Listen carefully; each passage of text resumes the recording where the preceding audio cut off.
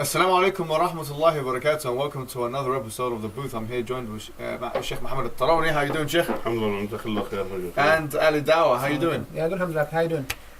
Brothers and sisters, go ahead. Before we do carry on, inshallah, don't forget that with your support and help, it's these videos that we bring to you as Salam Studios. So don't forget to go to the link below, donate wherever you can, make dua for us, and also subscribe to our new channel.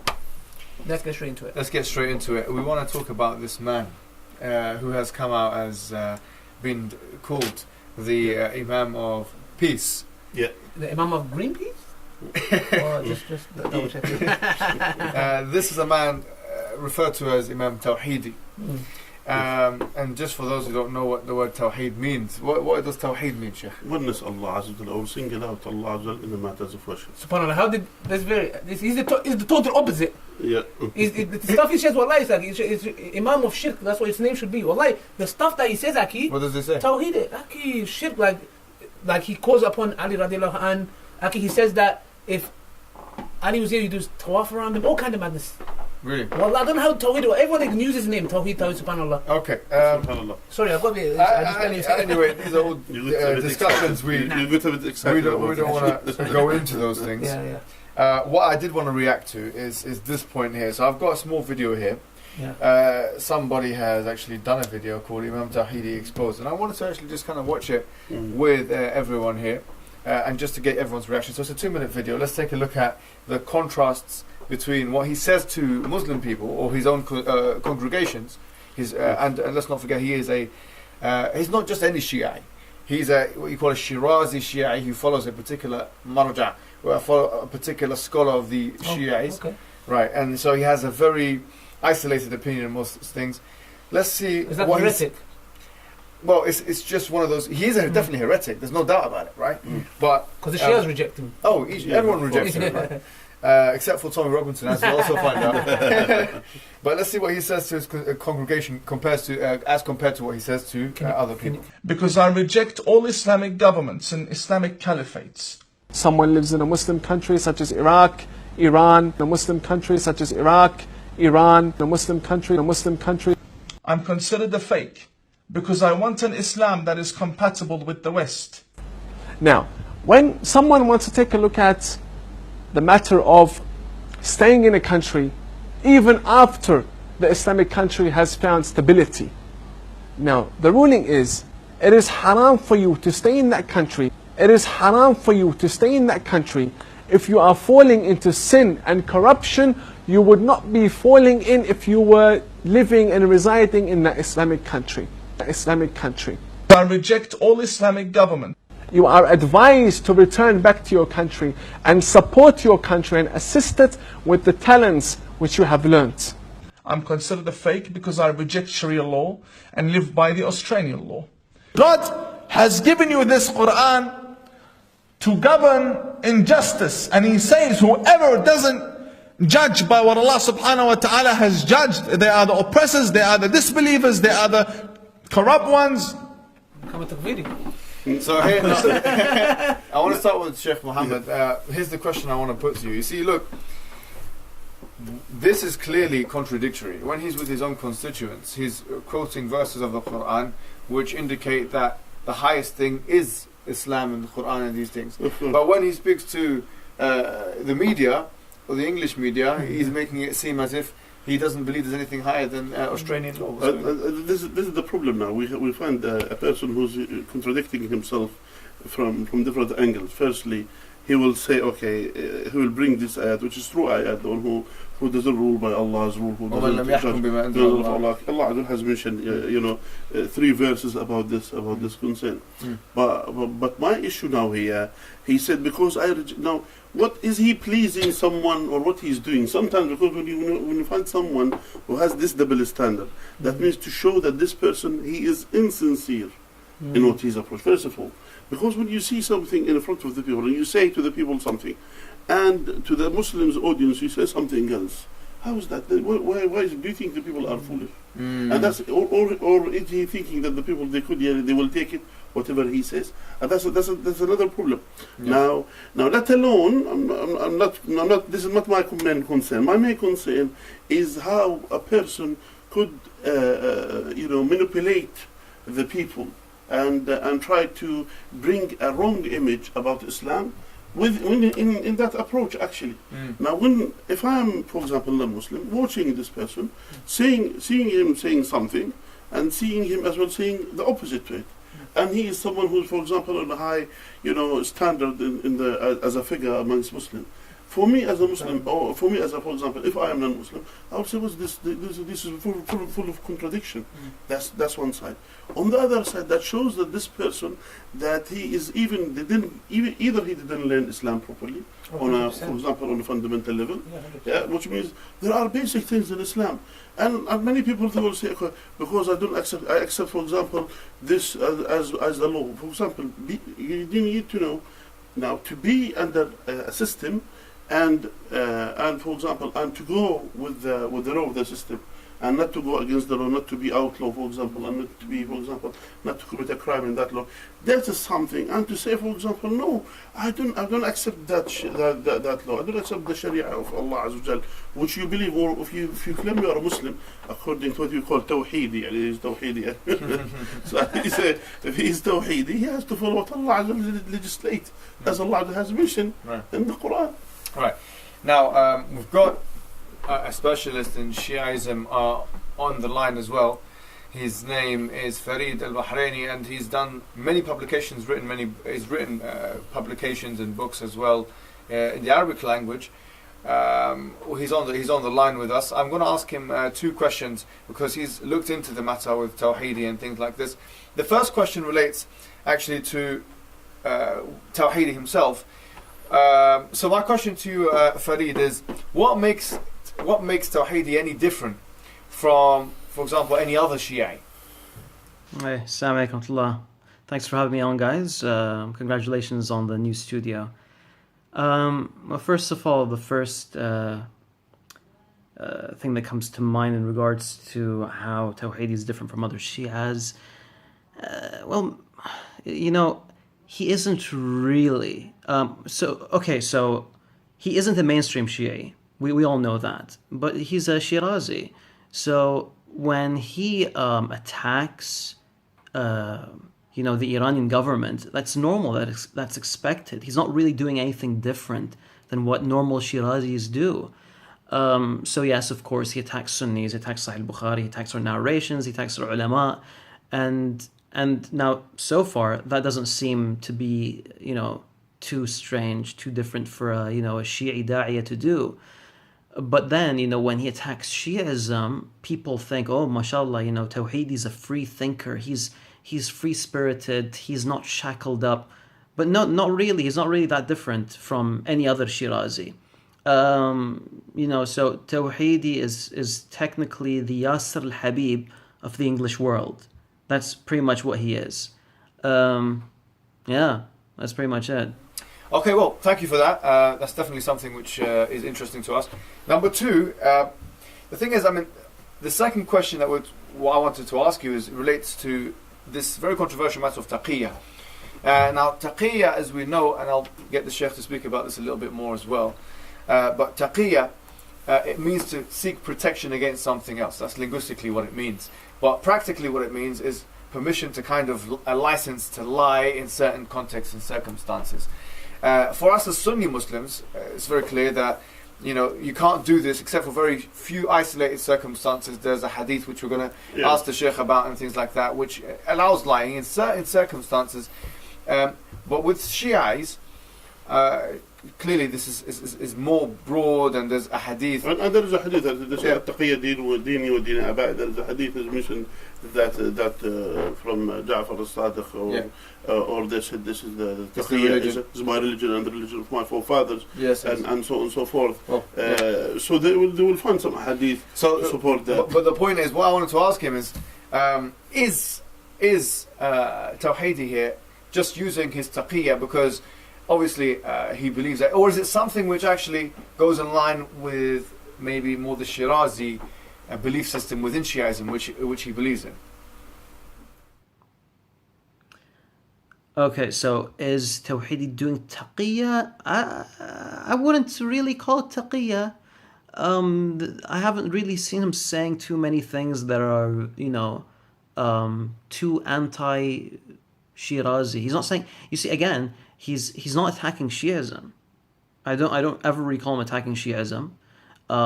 He's just attacking the Iranian government. He's just attacking, the Shi'i scholars that side with the Iranian government, Wilayat al-Faqih, and that's pretty much it. And my views are just based on me watching his videos. It's a pattern that I've seen.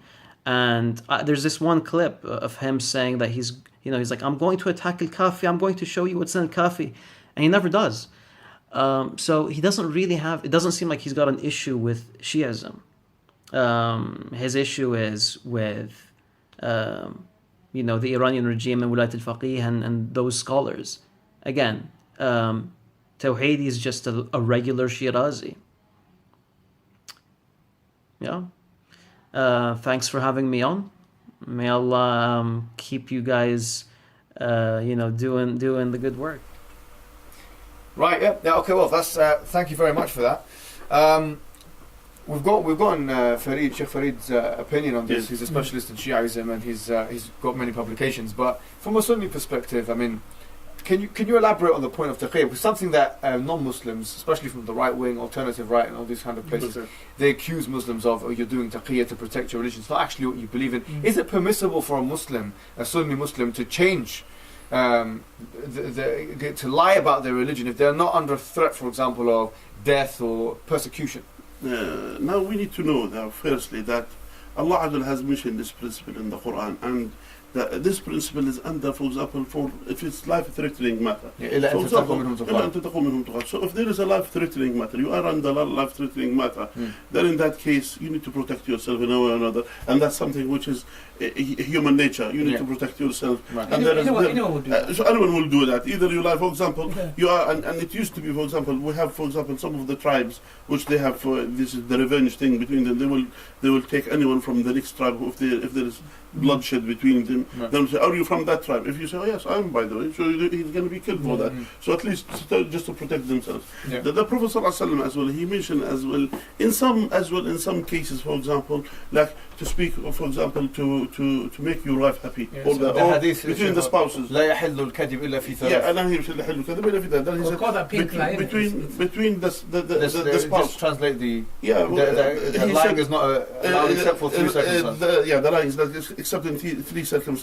And he mentioned one of them. He said, with the enemies and related, for example, in the situation which is if there is war or something like that. Life is in danger. And as well, the other thing, for example, to reconcile between the people. For example, you have dispute between you and Ali.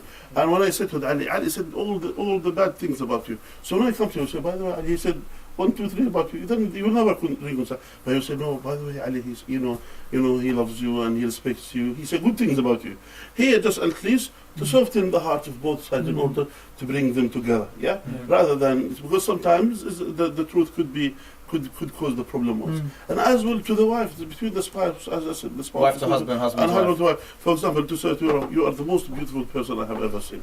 Yani, it's a good lie at the end of the day, but yani, that's maybe in your eyes it's lie. That's true. Yani, at the end of the day, and the same thing. To say to you, she will say to you, for example, and you are the most, for example, the strongest person that I have done. All these things. You could say all of these things. So the point is to keep the family ties stronger. That's how was it. And because sometimes if you want to say, sometimes she'll cook for you food and then you will say, mashallah, this is the best food I have ever tasted. It's my pink light, don't they call it? In order at least to keep the irony is, the funny thing is that, for example, my issue in this, my take in this thing, that the Shirazi, they don't believe in taqiyya. They said the time of taqiyya is finished. He said in the time, they said the Shia used to do taqiyya in order to protect their faith. Innovation in his the Shirazi, they don't believe in. They said the taqiyya, we don't need to say it. That's why they come clearly. They will speak badly about the Sahaba of the Prophet ﷺ. They will speak, for example, all of these things. They will say all of these things against the Sunni Muslims, and they say we don't care now. It's not the time of taqiyya. Right, So why are you doing taqiyya with the Australian people? That's the thing. Is it, as Farid would have said, it's not. You can reconcile between what he believes and because he thinks Sharia is not implementable until the Mahdi comes down. That's what he believes. Yeah, but this is a problem again. All of these things when he say. that he will find this person is contradicting himself. Each time will say something, and the other time will say the opposite to it. So, and at the end of the day, the good thing that the people they are not fooled. The people they could find. Well, actually, I mean that's. I'm gonna. You can watch the video. I'm gonna move on to people not being fools, because we do have a video here. It's a perfect segue of someone who is a fool and someone who you've had a good contact with. And of course, it's none other than the man himself. Let's take a look at just the introduction of this video, and I want to get your perspective, particularly because obviously you've had your interactions with Mr. Robinson right here. Let's watch the video, please. Imam Tawheed is one of the world's leading imams and a highly regarded scholar of the Quran and Islamic history. He's nicknamed the Imam of Peace. He is known for his outspoken and honest discussion of the culture and ideological problems within the religion. I want to sit down with him to learn more about the true history of Islam. Welcome to UK, Imam Tawheed. Thank you very much, Pastor. Can you stop it there for a second? So Look, the one who took Islam as enemy now, he's saying now he's praising now. This is what's funny. The enemy of my enemy is my friend. But what's funny is that when we discuss and when we challenge him, and we're honest with our truth, he'll say, you're doing taqiyya, you're doing taqiyya. This is why he accuses us of, He sits down with a man who does taqiyya, and he goes, we're going to learn the truths from him. Look at the irony. Look at the irony. Look at the irony. Let's see anyways. Just watching this, who don't know who you are, you have probably become the most famous imam in the world for people, I'd say, that are on our side of the circle. So he's the most famous imam for the enemies of Islam. We love you. What do you want me to explain about this? Well, I'd like you to explain it from your point of view. I'll say from my point of view, you've become the first religious imam that has come out and said what I think many of the times needs to be said. You talk about taking violent passages out of the scripture. You challenge the scripture.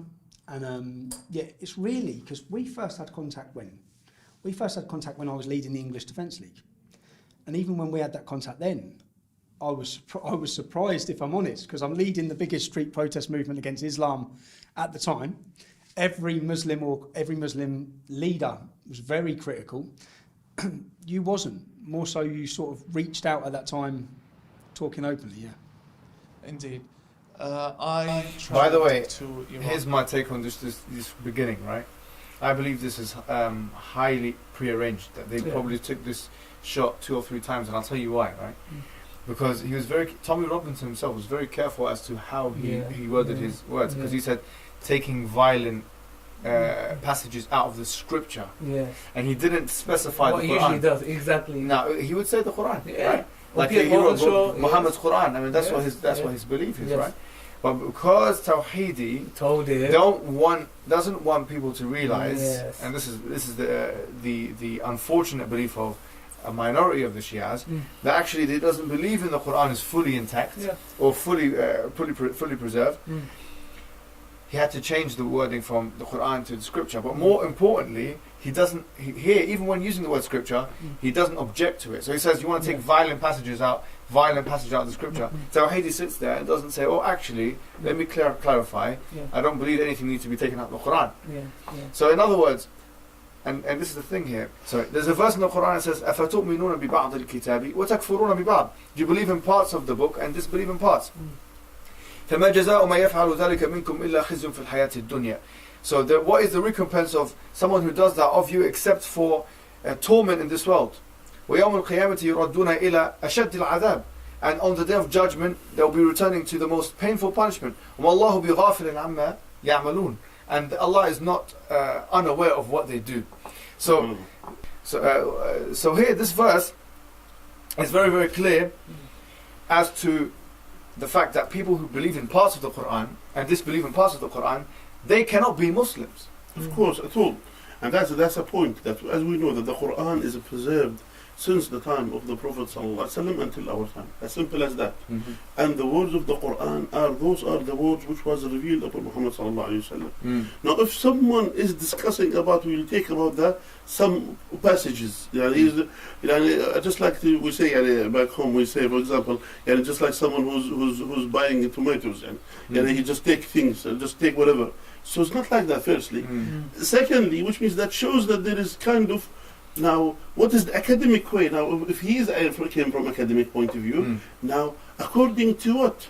That these passages has to be taken. According, for example, to the view of the far right wing, is their view. You'll take it on board. If we are academic people now here, and now you will say, okay, this is rejected because some people they don't like it. Is this the academic way?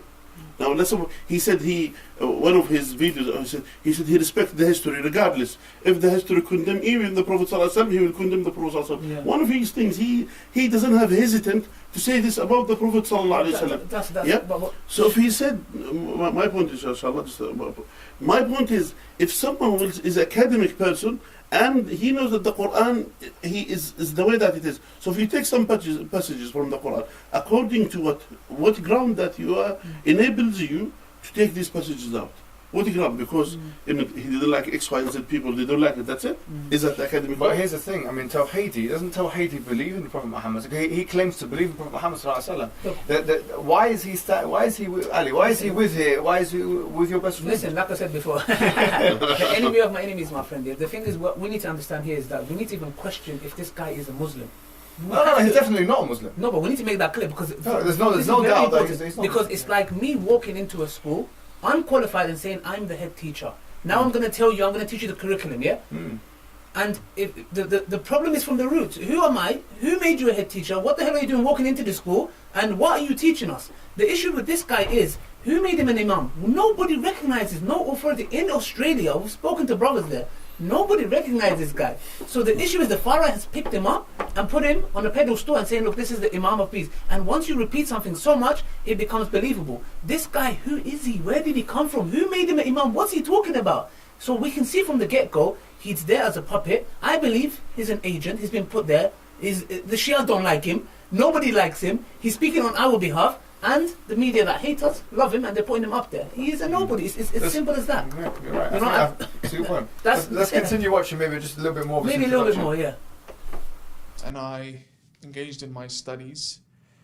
And during my studies, I saw a lot of corruption within the political system of how the Islamic governments control the students and what they study, which at the end leads to missionaries coming to the West. By the way, just to add to this, the Shirazi sect is, which is a sect within Shiaism, they openly advocate political opposition to Iran. Yeah. So it's not reforming from like a Western academic perspective, like an Enlightenment perspective. Yeah. He is trying to use his hereticism or his heretical belief from a Shiite perspective. And guise it as some kind of political enlightenment from a Western perspective. You see how that works? Yeah. Just to let you know, because you might be thinking, okay, so if he's politically against Iran, you'd expect him as a Shiite to possibly be with Iran, a practicing Shia. Exactly. But he's not, because the whole movement isn't. The whole movement isn't. From these Islamic governments being trained and funded. And I was once upon a time one of these missionaries that would be sent around the world to Canada and so on to preach Sharia law, spreading the caliphate under different names, Islamic government or and even Sharia courts and so on. When I saw this corruption, I criticized them. I paid a very heavy price, interrogations, prisons, and then in Iran? In you Iran. You was in prison in Iran? Yes. For challenging it in 2006? Yes. Okay, I wasn't aware of that. And it was actually 2012. I don't know how he came out. And I entered into Iraq. That's how I have to know the big lie. Then after I saw that my presence in Iraq is actually silencing a lot of what I can do, I moved out to the West and I started using social media to criticize the corruption. Okay, and that's when we spoke in 2012. Yes. Because even when you spoke to me then, you received backlash. Yeah? Indeed, and I was very surprised to see your approach, because I knew that there are people that hate Islam and Muslims, but you were approaching the whole situation from a very political perspective, and you were very different from other people. Like even when there were people that would go out and cause violence, I saw you to be a bit more different. You came out on television and you knew what you were talking about. Yeah. And that encouraged me to reach out to you. And I think we spoke about terminologies and how you could win a lot of my type of Muslims over by directing the blame onto Wahhabis and Salafis rather than... Let's just let him finish off his words. Yeah, because that's I gathered very. Alright, go on, Ali. What did you To be want honest, to say? it's very simple, yeah. It's Right. I believe this is what happened, yeah. They had a phone call. Listen, we've got a common enemy. Yeah, okay. I'm going to say some things that will support your cause. You say a few things that will support my cause. So the fact that he's coming and saying, oh, I saw you when he was different and he wasn't violent. What is Tony Robinson going through at this time when this was done? Darren Osborne, who ran over Muslims in Finsbury Park. That's my So point. that's That's why how- he's already got the stigma on him. So it's very simple. They had a phone call. They said, we're going to carry this interview. I'll support your cause. You say I'm not a violent man. He will say when he go on BBC, look, Imam Tawheed, the Imam of the world, come and said, he even agreed with me. This is what's happened. It's been staged. And it's simple as that. Well, Imam, here's the point. Here's the point, Sheikh. this is what I believe. Yeah, I think you're right. Yeah. Here's the point. I mean, the man in other videos, he claims to be a Muslim. Yeah. He does. He claims to be a Muslim. He claims to honor the Prophet Muhammad sallallahu alaihi wasallam. And he's sitting and praising. And I've never seen him say He's- Sallallahu Alaihi Wasallam once. Yeah. I've never seen him once say that. Okay, but he's sitting and praising. Okay, Yeah, yeah. one of the most known anti-Islam figures Yeah. in the world. Yeah. Anti-Prophet sallallahu alaihi Yeah, wasallam. yeah, he wrote a book against Look what he said. He wrote a book against the Prophet sallallahu alaihi wasallam. And He you go wrote and it. that if we agree if he wrote it. So yeah, and then on top of that, and you sit with him and you say, okay, you are not you don't you're not violent person. This is after the Osborne attack here. Yeah. He's saying you're not violent. So why Osborne then he killed the person that Yeah, he and he was watching Tom Robinson's stuff. yeah. That's an irony. All of these things we could see. What's this person? And that's why I would see this person is an agent with them Yeah, actually. 100%. If he's not cooperating for 100%. it's kind of, you could say, as they said, it's a double side. It's a double side benefit on both Yeah, sides. yeah. So he'll benefit them. They will benefit him. That's as simple as that. What is the punishment in the afterlife for someone who sells his religion? A'udhu billah. For a poaching right. For a poaching right. For a poaching right. Allah Azza wa Jalla has mentioned, but by the way, they are the hypocrites, I believe. That Allah has mentioned about the hypocrites. They are in الدرك الأسفل من النار. They are in the lowest, in the bottom of the hellfire. Sheikh is Yeah? 5-star grade A Munafiq. That's my How was my point. tajweed? My tajweed was in wrong place, subhanAllah. Otherwise, the Munafiq is. So we found out of munafiqeen and throughout the history, even since the time of Abdullah bin Salul.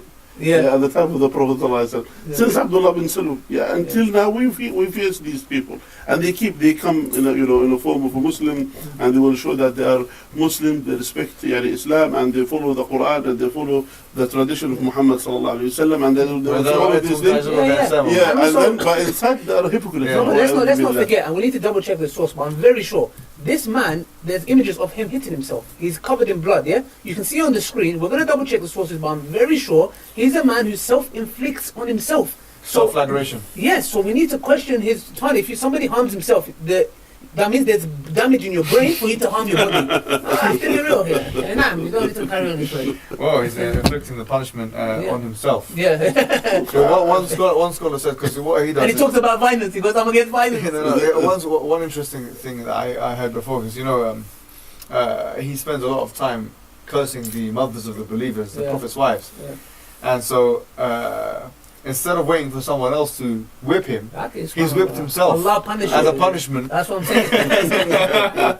He punishes him own self. Anyways, guys, thank you very much for having Yeah, me. it was for actually coming to the pleasure, show. man. Thank you so Inshallah. much. It's got some good lessons anyway, generally for Muslims, because we talked about the dangers of leaving parts of Islam.